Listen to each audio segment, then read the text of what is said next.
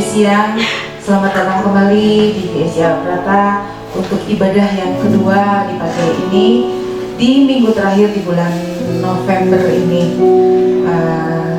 Tadi seperti yang khotbah Ibu Lydia, kita dapat menjalani bulan demi bulan sampai tidak terasa nanti bulan depan juga kita akan menginjak di bulan terakhir di tahun 2020 ini. Semua ini karena kasih karunia Tuhan yang menyertai kita, karena Dia yang kasih setianya yang selalu menyertai dalam kehidupan kita. Mari kita akan mulai ibadah kita siapkan hati kita akan memuji dan menyembah dan memuliakan nama Tuhan. Haleluya.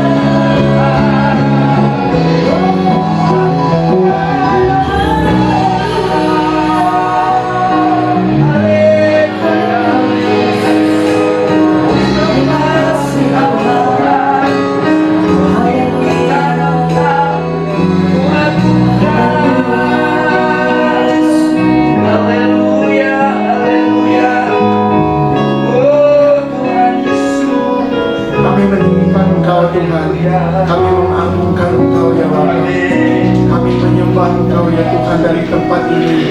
Kami mengangkat tangan kami di hadapan-Mu. Kami mau berikan hati kami, pikiran kami sepenuhnya kepadamu. Sebagai ungkapan terima kasih kami, sebagai ungkapan syukur kami Tuhan, atas pemeliharaanmu, atas perlindunganmu, atas penyertaanmu sepanjang hidup kami, sepanjang hari, sepanjang minggu Tuhan. Kami bersyukur Tuhan, di masa-masa ini Engkau ada menyertai kami. Inilah hidup kami Tuhan. Hari ini kami ingin menyembah, memuji Engkau, meninggikan Engkau ya Bapa, melalui mulut kami, melalui tubuh kami Tuhan, supaya hidup kami menjadi persembahan yang harum dan berkenan di hadapan-Mu.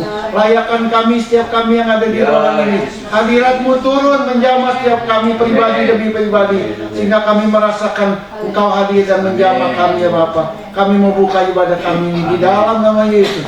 Kami berdoa dan mengucap syukur. Haleluya. Amin. Amin. Masih tetap berdiri. Saya sekali lagi akan menyapa saudara-saudari di sini. Shalom. Siap untuk memuji Tuhan? Dan boleh lihat dulu sekeliling kita sebelum memuji Tuhan dan katakan saya diberkati. Amin. Haleluya.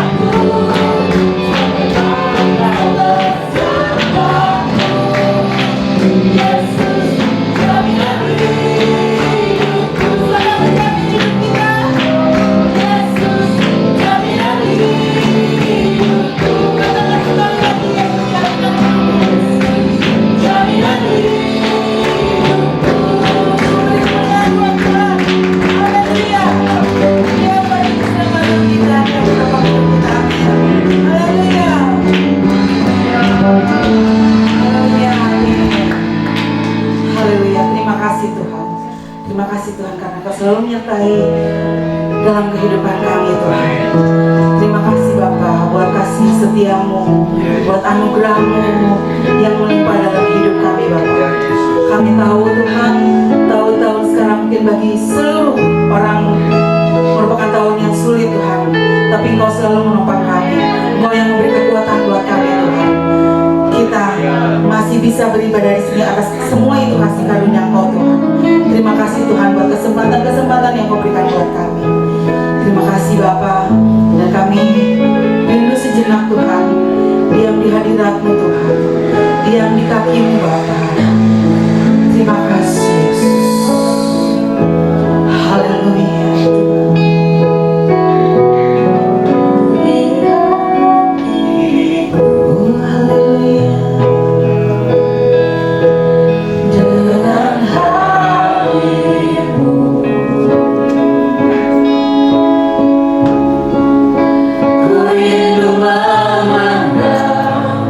Wajah-Mu, oh Tuhan, di dalam kekudusan.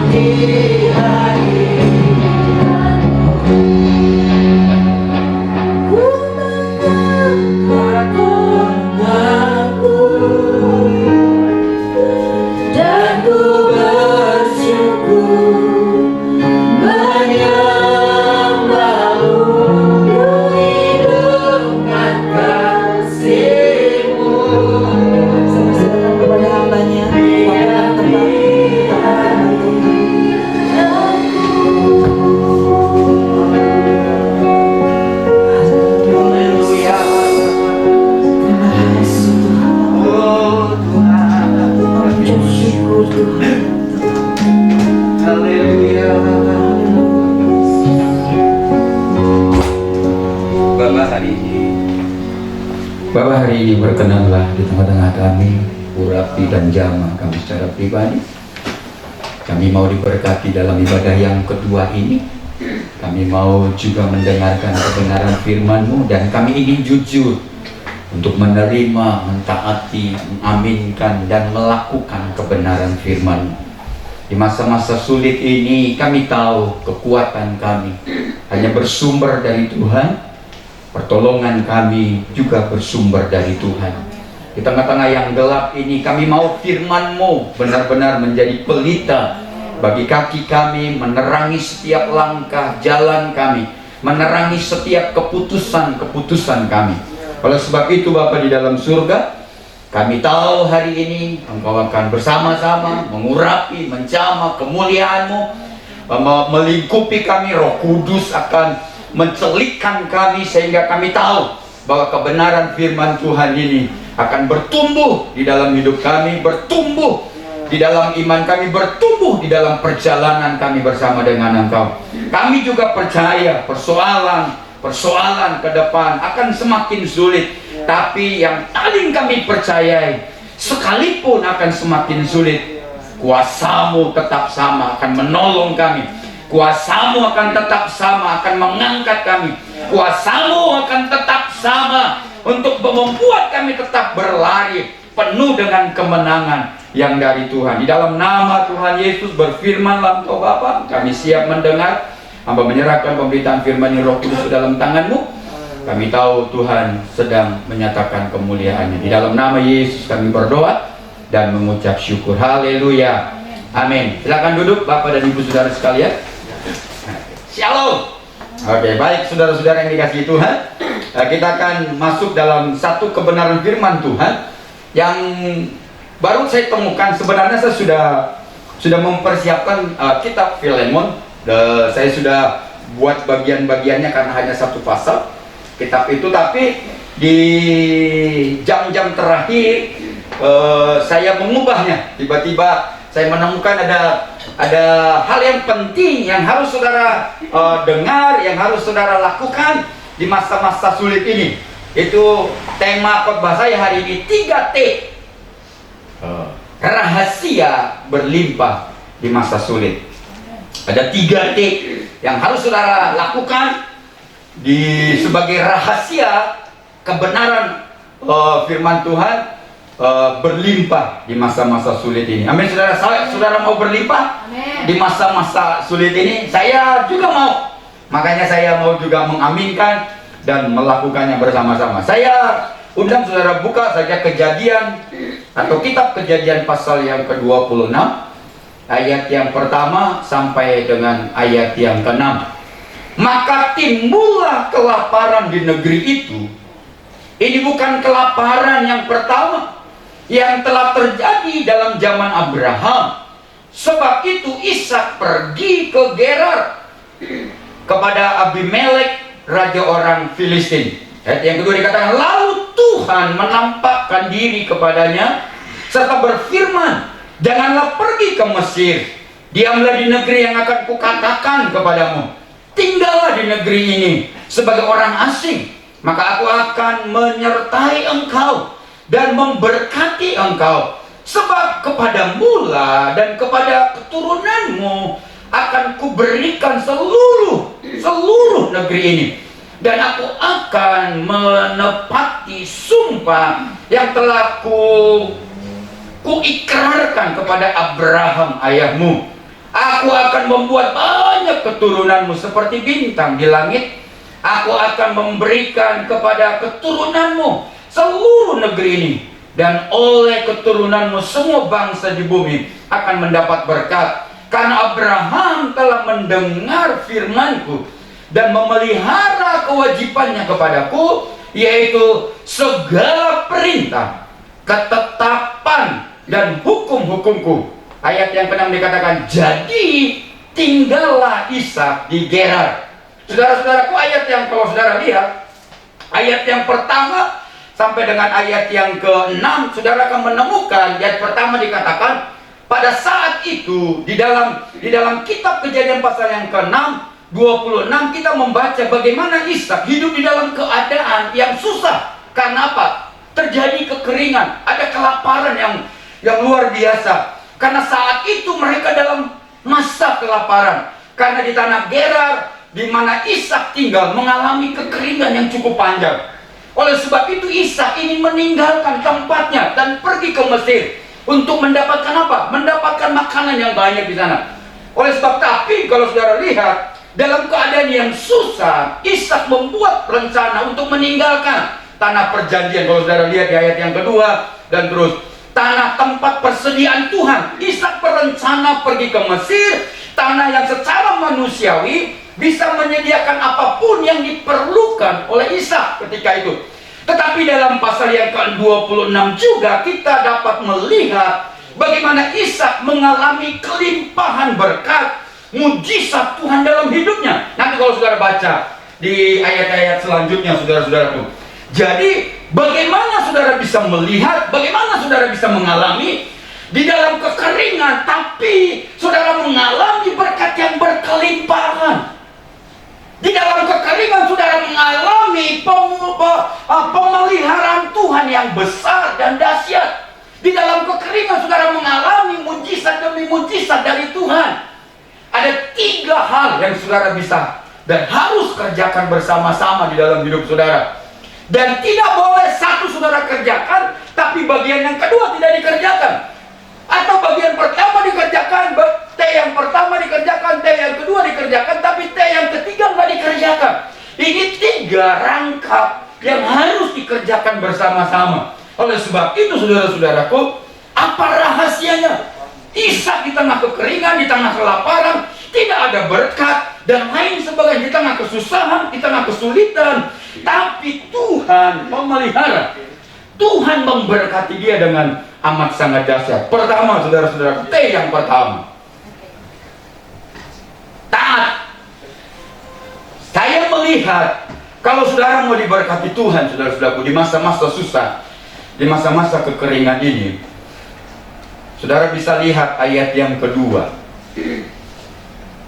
Tuhan, saudara, ketika Ishak ingin pergi ke Mesir, Tuhan menampakkan diri kepada Ishak dan memberi perintah. Dikatakan ayat yang kedua, jangan pergi ke Mesir, diamlah di negeri yang akan kukatakan kepadamu. Di Kejadian pasal 6 ayat 2. Dan lihat, Ishak meresponi dengan baik perintah Tuhan dengan cara mentaatinya. Jadi dikatakan ayat yang ke-6, jadi tinggallah Ishak di Gerar. Ketika ada perintah untuk tetap tidak pergi minta pertolongan ke Mesir, Ishak itu melakukan sesuai dengan apa yang dikatakan oleh Tuhan. Jadi pertama, rahasianya adalah taat. Saat Tuhan memberi perintah agar jangan ke Mesir, Ishak tidak membantah, saudara-saudaraku, dan tidak bertanya kepada Tuhan mengapa dia melarang pergi ke Mesir. Padahal Tuhan tahu di Mesir ada makanan, ada beras, ada gandum, ada semua yang bisa dilihat, ada semua yang bisa dinikmati. Tapi Tuhan katakan jangan pergi ke Mesir. Dan di ayat yang ke-6 dikatakan Ishak tetap tinggal mentaati apa yang diperintahkan Tuhan. Ishak hanya tunduk dan taat kepada suara Tuhan. Jadi kunci hidup di dalam berkat dan kelimpahan di masa susah adalah ketaatan kepada firman Allah atau kepada perintah Allah. Nggak ada kunci yang lain, yaitu T yang pertama. Kalau sudah baca Ulangan pasal yang ke-8 ayat 1 dan 2, jika engkau baik-baik mendengar suara Tuhan Allahmu dan melakukan dengan setia segala perintahnya yang kusampaikan kepadamu pada hari ini, dikatakan maka Tuhan Allahmu akan mengangkat engkau di atas bangsa di bumi, dan segala berkat ini akan datang kepadamu dan menjadi bagianmu. Jadi kuncinya, saudara-saudara, mendengar dan melakukan. Ini bentuk dari sebuah kata taat. Jika Allah memerintahkan sesuatu untuk dilakukan, Saya berharap saudara-saudaraku yang pagi, yang di ibadah kedua ini datang, ayo kita taati sama-sama di masa sulit seperti sekarang ini, saudara. Penting bagi kita untuk mengerti bahwa segala sesuatu yang Tuhan beritahu kepada kita adalah untuk kebaikan kita bersama-sama. Amin, saudara. Kalau Tuhan ngomong jangan pergi ke Mesir, itu berarti Tuhan bertanggung jawab untuk memelihara Ishak.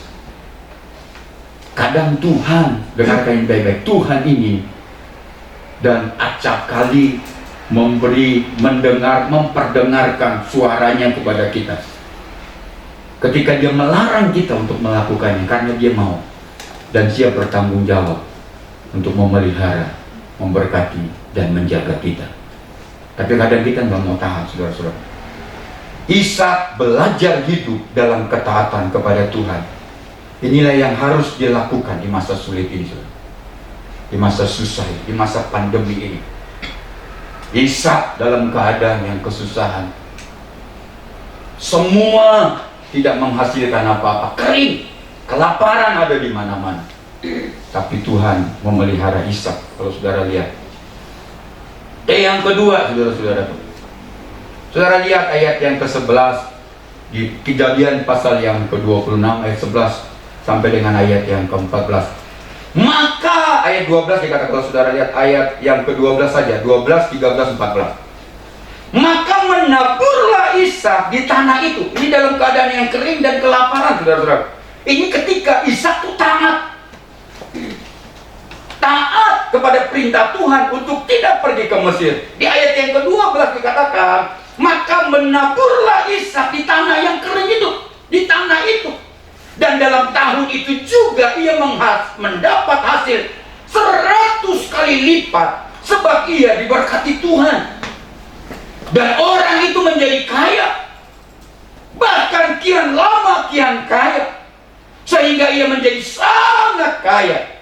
Ia mempunyai kumpulan kambing domba dan lembu sapi, serta banyaknya anak buah, sehingga orang Filistin itu cemburu kepadanya.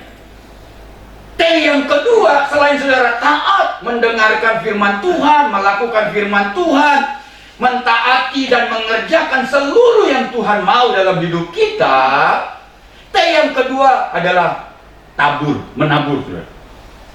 Banyak kita berpikir kalau masa kesusahan ini hukumnya adalah pengiritan atau irit, semua serba irit. Yang penting bisa bertahan. Tapi dalam konteks ini, saudara-saudaraku, ini tidak boleh terjadi. Waktu Ishak dalam kesusahan karena mengalami kelaparan di mana-mana, karena tanahnya mengalami kekeringan yang panjang. Tapi Tuhan ajarkan satu hal di masa kesusahan itu, kita harus menabur, saudara. Harus menabur. Gak ada kata yang lain, saudara. Ishak menabur di masa kekeringan, Ishak menabur di masa kelaparan, Ishak menabur di masa kesusahan. Secara logika tidak mungkin menabur di masa sulit, di masa susah, di masa kelaparan, di masa kekeringan. Sebab pada masa seperti itu adalah saat untuk menghemat dan mengurangi pengeluaran.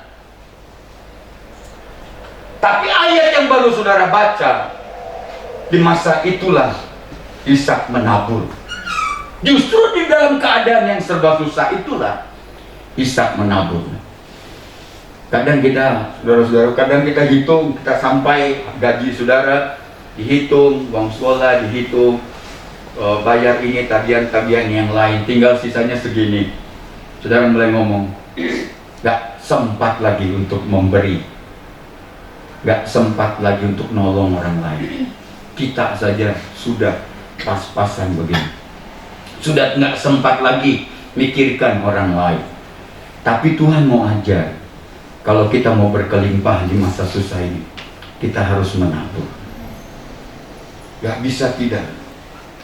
Tetapi kata menabur di sini bukan berbicara tentang pemborosan, tetapi berbicara tentang investasi. Waktu Ishak itu, saudara-saudaraku, mengalami kelaparan dan kekeringan yang luar biasa, susah secara finansial, susah untuk hidup. Tapi yang Ishak dan firman Tuhan yang saudara baca hari ini, nggak boleh di dalam kesusahan kita berkata, ini bukan masa untuk menabur, ini bukan masa untuk memberi, ini bukan masa untuk berinvestasi di dalam sorga. Tapi Tuhan ajarkan saudara-saudara, di masa saat inilah sebenarnya kita akan menginvestasikan, bukan menahan, tapi bukan memboroskan, saudara-saudaraku dikatakan. Karena apa? Apa yang saudara tabur akan menghasilkan buah dan berkat yang akan menghasilkan kelimpahan di masa sulit, di masa kesusahan, dan di masa kering. Orang bingung kenapa di masa kesusahan itu malah Ishak itu malah menabur. Tapi Tuhan memberkati dengan luar biasa.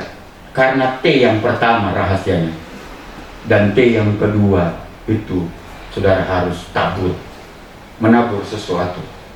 Saya katakan setiap yang kita miliki di saat susah adalah sangat berharga buat kita, sangat besar artinya buat kita. Jika sesuatu yang ada di tangan kita tidak cukup untuk memenuhi kebutuhan kita, maka jadikanlah itu sebagai benih untuk ditabur, saudara-saudaraku. Dari sanalah Tuhan memberikan solusi dari setiap persoalan hidup kita. Jangan pakai logika dan matematikanya kita. Kadang matematikanya Tuhan harus dipakai di masa-masa sulit ini. Kadang kita ngomong untuk saya saja udah nggak cukup pakai, gimana untuk memberi kepada orang lain. Tapi ketika saudara menabur kepada orang lain, saudara sedang menginvestasikan apa yang saudara tabur dari sorga, dan Tuhan akan menumbuhkan. Nggak ada cara yang lain. Saya katakan setiap benih yang ditabur di masa susah, Tuhan berjanji orang yang menabur dengan mencucurkan air mata akan menuai dengan bersorak-sorai. Mazmur 126 ayat 5. Masa sukar bukanlah alasan bagi kita untuk berhenti menabur, memperhatikan orang lain. Sebenarnya itulah waktu terbaik bagi kita untuk menuai hasil yang berkelimpahan melalui taburan kita. Itu waktu terbaik. Di masa-masa susah Tuhan akan, bayangkan saudara, di masa susah itu malah Ishak itu berkelimpahan. Di masa kekeringan itu Ishak mengalami kelimpahan, panen yang luar biasa. Bukankah secara logika nggak masuk akal? Tapi Tuhan mau itu dimulai dari T pertama, taat, dan T yang kedua saudara harus lakukan, yaitu tabur sesuatu di masa sulit ini. Jangan genggam semuanya, jangan, saudara-saudaraku. Saya katakan banyak contoh di dalam Alkitab ketika mereka dalam kesusahan justru mereka menabur. Salah satu saudara lihat adalah janda di Sarfat, saudara-saudaraku. Saudara baca satu Raja-Raja pasal yang ke-17 ayat 9 sampai 12. Dikatakan, bersiaplah pergi ke Sarfat yang termasuk wilayah Sidon, dan diamlah di sana. Ketahuilah aku akan memerintahkan seorang janda untuk memberi engkau makan.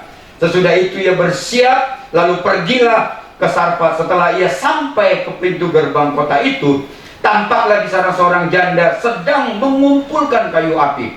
Ia berseru kepada perempuan itu, katanya, cobalah ambil bagiku sedikit air dalam kendi supaya aku minum.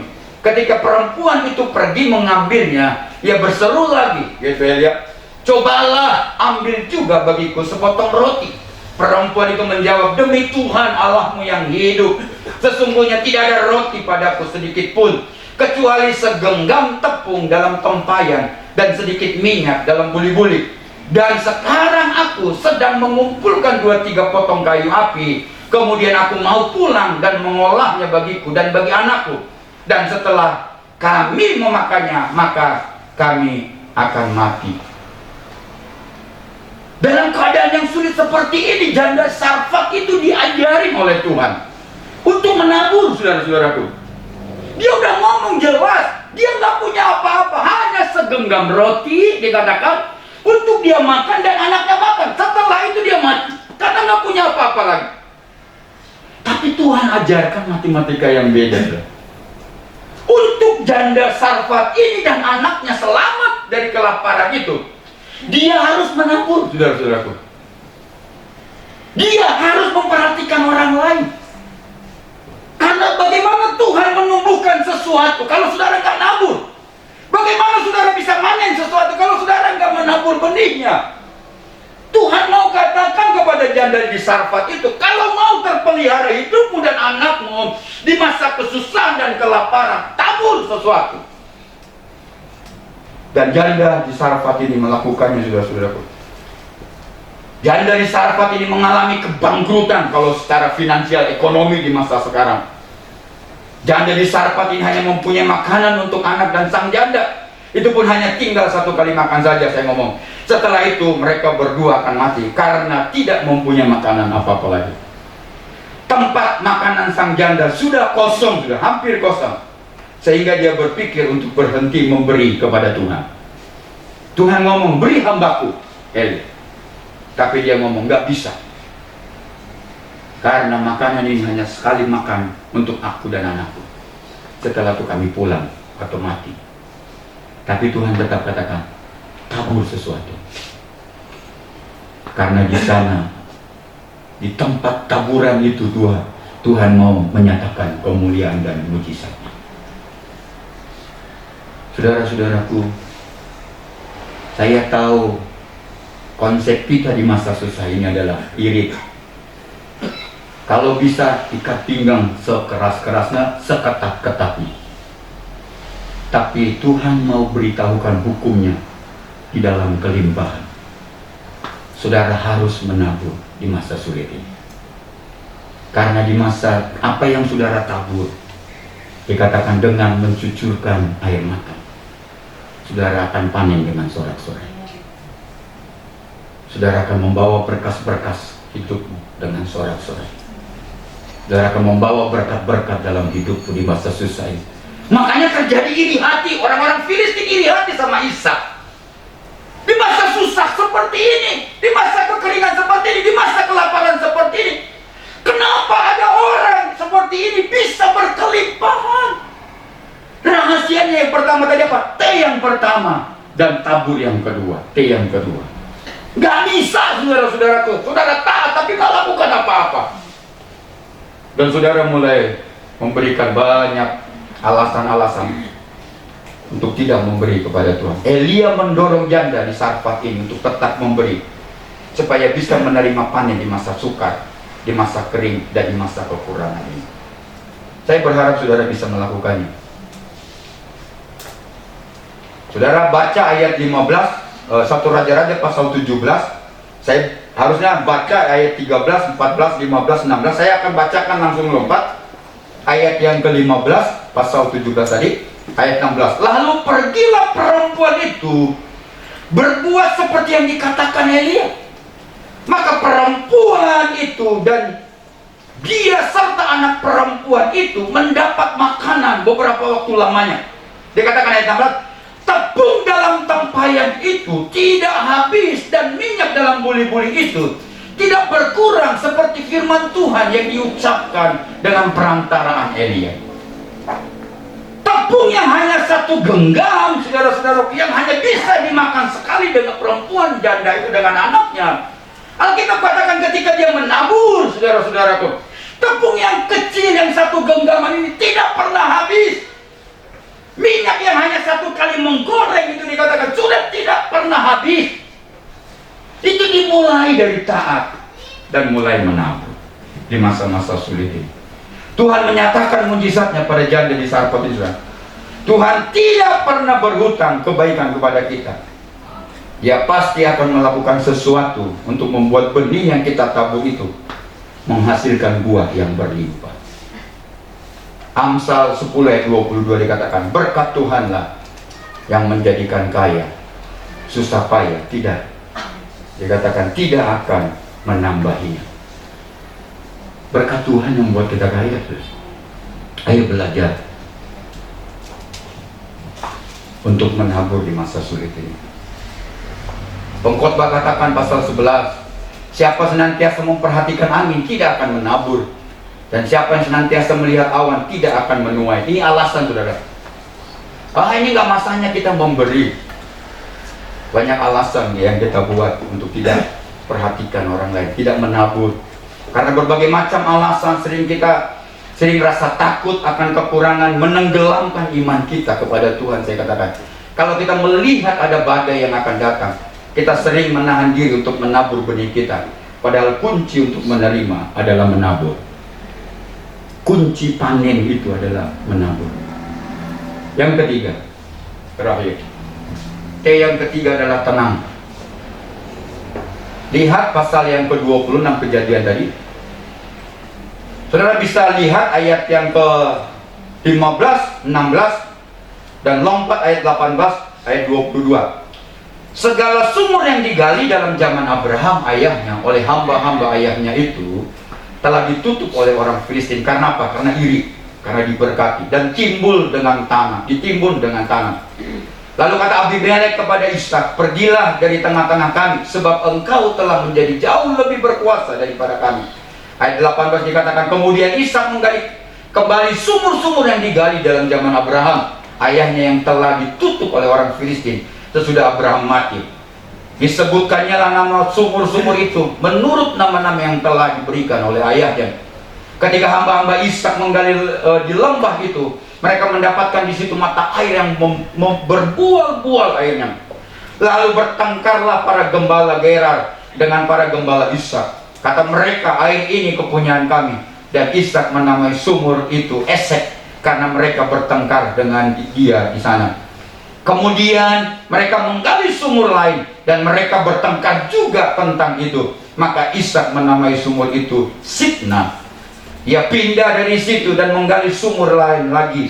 Tetapi tentang sumur ini mereka tidak bertengkar. Sumur ini dinamainya bla bla. Kalau saudara lihat dalam kondisi yang seperti ini, saudara-saudaraku, Ishak tetap tenang. Bolak-balik ada masalah yang dihadapi. Ketika dia gali sumur, dikatakan ditutup lagi, padahal airnya itu sudah membual-bual. Tapi dalam keadaan seperti ini, saya ngomong juga, saudara, kita harus tetap tenang. Jangan terprovokasi dalam kondisi. Banyak orang ngomong gini, udah keadaannya seperti ini, orang tuh bikin marah aja ya. Saudara tetap tenang. Banyak yang membangkitkan emosi kita di masa-masa sekarang. Banyak yang membuat kita tuh mengarahkan kayak gitu, kesel di masa seperti ini kamu ini ya gitu. Tapi di masa-masa kesulitan dan kesusahan, Ishak itu tetap tenang. Dia dipancing untuk marah, tapi Ishak itu tetap tenang. Dia tidak terprovokasi dengan kondisi yang ada. T yang ketiga, kalau engkau ingin hidup berkelimpahan di masa kesusahan, tetaplah tenang. Ada orang-orang yang ingin memprovokasi hati kita. Ada orang-orang tertentu yang membangkitkan amarah dan ke emosi kita. Karena ketika kita marah dan emosi, itu yang rugi itu bukan orang yang membangkitkan, tapi kita. Ishak tahu, saudara-saudara. Saya katakan begini, mengapa Ishak rela melepaskan sumur-sumur miliknya yang mengeluarkan air yang berbual-bual? Kita katakan, Ishak menggali sumur dan sumur itu direbut dengan semena-mena oleh orang-orang Filistin berkali-kali. Mengapa Ishak tetap tenang? Karena Ishak mengerti sumber dari semuanya adalah Tuhan. Tuhan yang membuat kaya, Tuhan yang memelihara. Dia ngomong tuh, dan dia sedang mengajarkan kepada kita. Masa sih di masa susah dan semua orang mengalami kekeringan, dia berkelimpahan. Karena rahasia pertama apa? Taat. Yang kedua, Ishak melakukan di masa-masa sulit dan susah itu, dia tetap menabur. Dan yang ketiga, saudara-saudaraku, kalau saudara gagal di T yang ketiga ini, saudara sedang gagal di T yang pertama dan T yang kedua. Tiga-tiga ini harus dilakukan.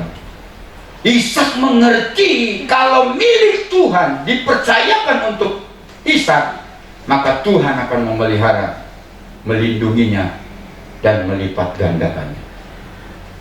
Kadang kita berpikir, orang ini loh buat saya rugi. Padahal kalau itu miliknya Tuhan, dan itu dari Tuhan, Tuhanlah yang akan memelihara dan menjaga miliknya yang diberikan kepada kita.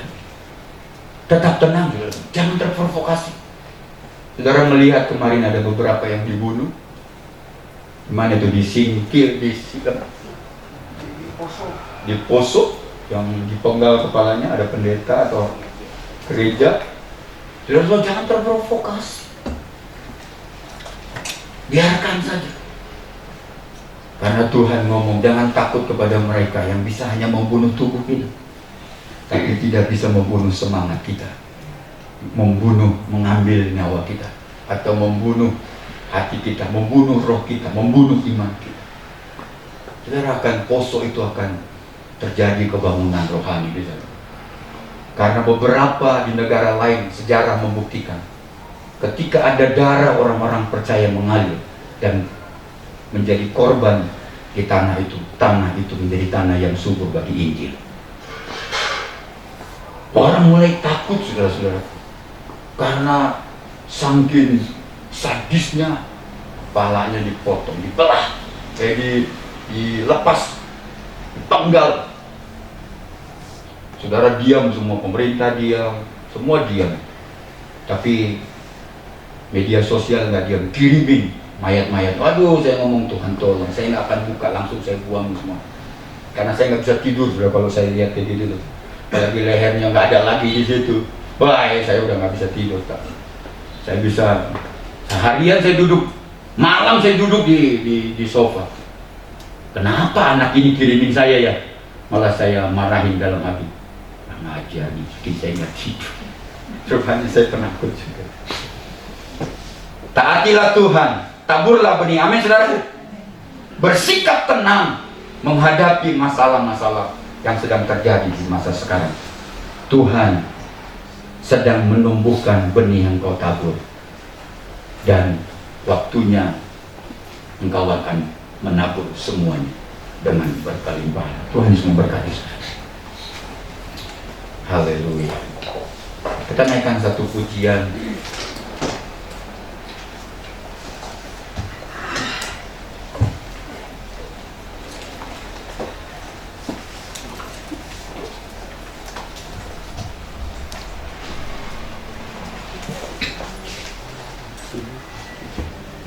Kita naikkan, ada satu bukit jauh dari sini. Kita akan masuk perjamuan kudus hari ini, saudara-saudara. Tuhan akan menolong kita. Oleh sebab itu, mari saudara berdiri. Saya undang saudara berdiri bersama-sama. Haleluya. Haleluya. Haleluya. Sebelum kita masuk dalam perjamuan kudus,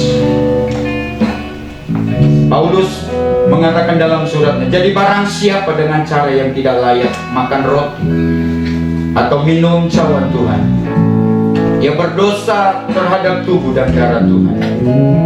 Karena itu hendaklah tiap-tiap orang menguji dirinya sendiri, dan baru sesudah itu ia makan roti dan minum dari cawan. Hari ini engkau sudah dengarkan firman Tuhan. Di masa-masa sulit ini, saudara harus punya iman bahwa engkau bisa berkelimpahan. Engkau bisa diberkati dengan cara-cara yang ajaib. Tapi ada harus 3T ini harus saudara lakukan bersama-sama. Yaitu taat kepada semua perintah Tuhan. Kalau Tuhan katakan jangan lakukan. Kalau Tuhan katakan berhenti engkau, saudara-saudara. Kalau Tuhan katakan lakukan ini, lakukan, saudara-saudara. Yang kedua, tabur. Jangan pernah berpikir dan berkata di masa sulit ini, di masa susah ini, saya harus mengirit semuanya. Saya tidak bisa lagi memberi kepada orang lain. Saya tidak bisa lagi menabur kepada orang lain. Dengarkan ini baik-baik. Rumusnya surga adalah kalau kau ingin panen berkelimpahan, engkau harus menabur. Tidak peduli apakah masa-masa sulit atau tidak. Tapi Tuhan katakan di masa sulit inilah Ishak mendapatkan kelimpahan, bahkan sangat berlimpah-limpah. Karena Ishak itu melakukan T yang pertama taat, dan T yang kedua tabur. Ishak dicoba, diprovokasi oleh orang-orang Filistin supaya dia marah, dia kesal, bahkan dia ingin melakukan banyak hal. Tapi Ishak tetap tenang, saudara-saudara. Di masa-masa sulit ini banyak orang yang ingin menghancurkan kita, banyak ingin merusak hidup kita, membangkitkan emosi dan amarah kita, saudara. Tapi dengarkan ini baik-baik. Ishak melakukannya dengan cara yang baik, tidak terprovokasi, tidak membangkitkan amarah, tidak ikut-ikutan marah dan lain sebagainya. Karena dia tahu kalau Tuhan yang memberkati dia, kalau Tuhan yang memberi kelimpahan kepada dia, Tuhan akan menjaga berkatnya di dalam hidup. Oleh sebab itu kita naikkan pujian ini. Ada satu bukit jauh dari sini. Haleluya. Ada satu bukit jauh dari sini, kulihat salib berdiri, potong kayu kasar, potong kayu kasar, tanda dosa besar. Di sana Tuhan telah mati. Katakan ku datang, ku datang, ku datang pada salib itu. Katakan ku terima cinta Tuhanku. Haleluya. Dan ku jatuh dekat salibnya, sana ku dapat ampun dosa. Kita katakan sekali lagi refnya saja. Haleluya. Ku datang pada salib itu, ku terima cinta Tuhanku, dan ku jatuh dekat kakinya.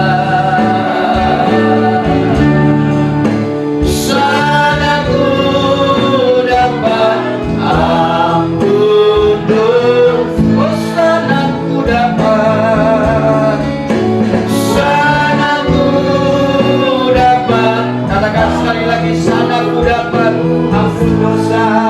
Haleluya. Sana ku dapat ampun dosa. Bapak Ibu Saudara yang dikasihi Tuhan, saya tahu hari ini semua unsur dari perjamuan kudus ada di tangan-Mu. Oleh sebab itu saudara-saudaraku yang dikasihi Tuhan, angkatlah titik-titik, hampiri Tuhan-Mu dan datanglah dengan bersyukur, ucapkan terima kasih untuk semua pertolongannya, untuk semua berkatnya, untuk semua yang sudah Dia kerjakan dalam hidup kita di masa-masa susah ini. Dia memegang tangan-Mu dan terus memeluk, bahkan menggendong Engkau di masa-masa yang seperti ini. Dia tidak pernah melupakan Engkau. Dia selalu dengarkan seruan dan permohonan-Mu. Dia tangannya selalu membimbing dan mengangkat Engkau. Oleh sebab itu angkatlah rotimu di hadapan Tuhan yang melambangkan tubuh Tuhan. Sebab apa yang telah kuteruskan kepadamu telah aku terima dari Tuhan, yaitu bahwa Tuhan Yesus pada malam waktu ia diserahkan mengambil roti, dan sesudah itu ia mengucap syukur atasnya. Ia memecah-mecahkannya dan berkata, inilah tubuhku yang diserahkan bagi kamu. Perbuatlah ini menjadi peringatan akan aku. Mari kita memakannya di dalam nama Tuhan Yesus Kristus.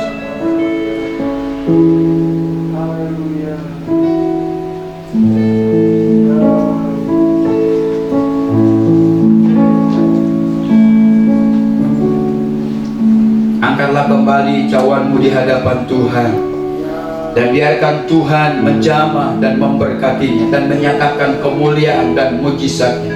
Kalau engkau ingin disembuhkan oleh Tuhan, katakan, oleh kuasa bilur-bilurmu Tuhan aku sembuh. Lewat perjamuan kudus ini aku klaim kesembuhan. Aku mau diberkati oleh Tuhan. Minta berkat Tuhan dalam perjamuan kudus ini. Kalau engkau ingin Tuhan menyatakan kuasanya dalam hidupmu, minta Dia menyatakan kuasanya dalam hidup. Haleluya. Dan dengarlah firman Tuhan.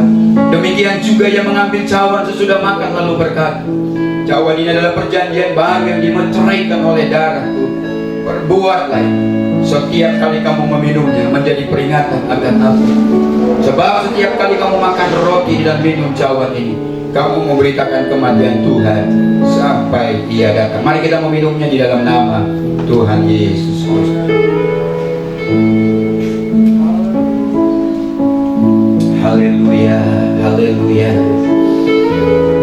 Terima kasih Tuhan. Terima kasih Tuhan. Kita akan pulang dan meninggalkan tempat ini. Dengarkan ini Bapak Ibu, saudara-saudara sekalian. Jangan takut di masa-masa sulit ini. Tetaplah mentaati setiap perintah Tuhan kepada saudara. Di masa-masa susah dan sulit ini, tetaplah menabur buah Tuhan. Di masa-masa sulit ini, tetaplah tenang. Sekalipun ada banyak orang yang ingin memprovokasi hatimu dan hidup, serahkan itu kepada Tuhan. Tuhan akan mengangkat engkau. Tuhan akan menolong engkau. Oleh sebab itu hamba berdoa untuk seluruh jemaatmu yang hari ini bersama-sama.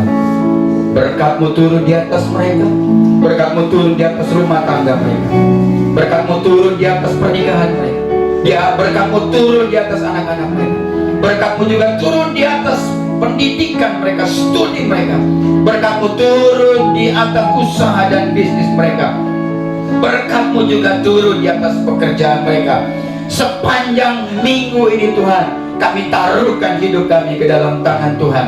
Kami bersyukur kami akan masuk sebentar lagi di tahun yang di bulan Desember. Kami akan melihat kemuliaan-Mu, kami akan melihat rencana, kami akan melihat kelimpahan, dan kami akan mengalaminya di sana. Terima kasih Bapa di dalam surga. Terpujilah Engkau. Di dalam nama Tuhan Yesus kami berdoa dan siap menerima berkat-Mu pada saat ini. Angkatlah tanganmu saudara-saudaraku yang kekasih, dan biarkan tangan Tuhan ada di atas hidupmu saat ini. Pulanglah saudara-saudaraku, bawalah berkat dari Allah Bapa kita, kasih sayang dari Yesus Kristus, serta persekutuan dari Roh Kudus akan menaungi hidupmu hari ini sampai selama-lamanya. Tuhan Yesus memberkati kita. Mari kita katakan sama-sama, amin. Shalom, Tuhan berkati. Terima kasih. Terima kasih telah mengikuti ibadah online GSJ Efrata. Untuk persembahan umum dan persepuluhan dapat ditransfer melalui rekening BCA dengan nomor rekening 1763013344 atas nama Gereja Sidang Jemaat Allah. Untuk memudahkan pencatatan bendahara gereja, sangat membantu sekali jika setiap persembahan dibedakan dengan cara sebagai berikut. Untuk persembahan umum, berikan angka 1 pada digit terakhir nominal. Contoh 20.001. Untuk persepuluhan, berikan angka 2 pada digit terakhir nominal, contoh 20.000 2. Jangan lewatkan ibadah online di channel GSCA Efrata selanjutnya. Dan jangan lupa subscribe dan aktifkan notifikasinya. Selamat bergabung di keluarga GSCA Efrata. Terima kasih sudah beribadah bersama kami. Tuhan Yesus memberkati.